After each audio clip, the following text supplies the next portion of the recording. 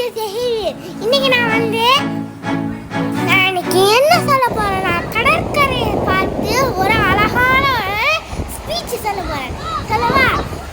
எங்க channel subscribe பார்க்குறீங்க, first time பார்க்குறீங்க, சல்லுபுன்னு சப்ஸ்கிரைப் பண்ணி லைக் அண்ட் பெல் ஐக்கன் அதெல்லாம் அப்படியே தட்டி விட்டுருங்க சல்லு புல்லுன்னு. நமஸ்கார்.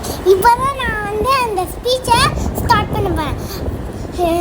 கடற்கரை பல மக்கள் கூடி மகிழும் இடம் கடற்கரை.